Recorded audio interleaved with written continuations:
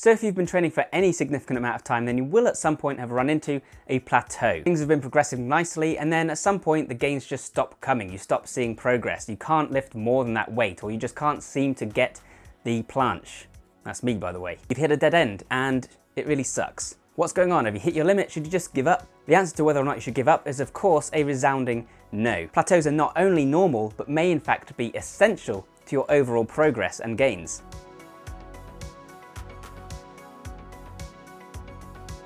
Because in fact, it might not really be a plateau at all. You might be progressing, just not in a way that you can see or that you can measure. See, all the adaptations that you go through in response to training are forms of plasticity. Neural plasticity, muscle plasticity, and motor unit plasticity.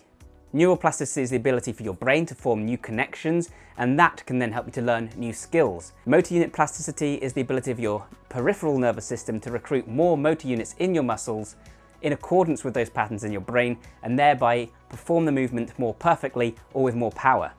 It's this in conjunction with hypertrophy and increased muscle fiber thickness, increased fast twitch muscle fiber count, that helps us to eventually master those skills or bust through those plateaus. But this is where we see the necessary role of plateaus. According to the excellent book, The Brain That Changes Itself, whenever we learn any new skill through plasticity, it's normal for there to be a process of progression and then a normal consolidation period where we might not see any obvious change. That's because first we form the new connections, and then the brain needs to cement those connections. It needs to strengthen them and strengthen those networks so that it's more easy to access them in future. Then more neural branching needs to occur to create more new connections, but it's not until those connections are actually fully formed that we then see the new skill or the increased strength emerge. Repeating the same feat over and over again, even when you're not seeing yourself get any better at it or get any stronger, increases myelination of existing networks and long-term potentiation, making it easier for you to perform those more in future.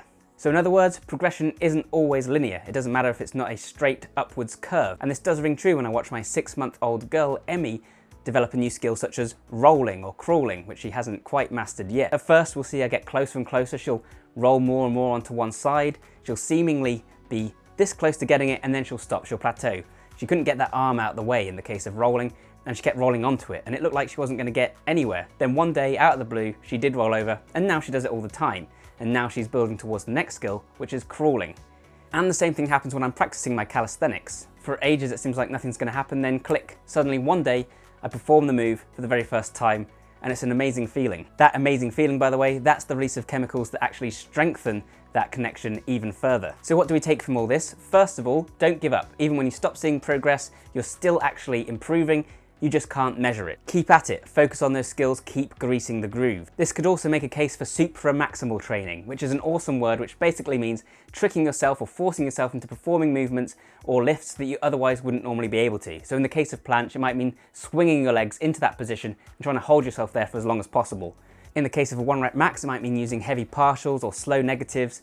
All these things will help to light up the right areas of the brain, the right recruitment pattern in the muscles, and then it's just a matter of getting there again and repeating it in order to consolidate and form those connections over time. Another thing you can try is something that I've just made up called spaced training. So this is a riff on spaced learning, which was discovered by neuroscientist Paul Kelly. This is a technique that's used for rote memorization of information and learning other new skills and abilities. Basically involves small, dense periods of learning interspersed with strategic breaks. 10 minutes long is apparently the correct temporal code. In other words, instead of learning something all in one go and consistently, you're in fact breaking it up into lots of small learning sessions, and this has been shown to improve recall and help us to learn things more quickly. And there's lots of theories as to why this might be, but it likely has to do with potentiation. Those brain areas, those connections have time to cool off, so that instead of just using them consistently, you're using them again, and thereby reinforcing that connection. So if we applied this idea to training, then when performing something heavy or something new, you might have one go at it, but without exhausting yourself, and then have a 10-minute break and come back and do it again. I haven't actually experimented with this, it's just a theory, but I thought I'd share it because it was interesting, and I'll be trying it, so I'll let you know how I get on with it in future. But the main takeaway, plateauing doesn't necessarily mean not progressing. Not all progress is forwards, so keep at it, good luck, you'll get there in the end.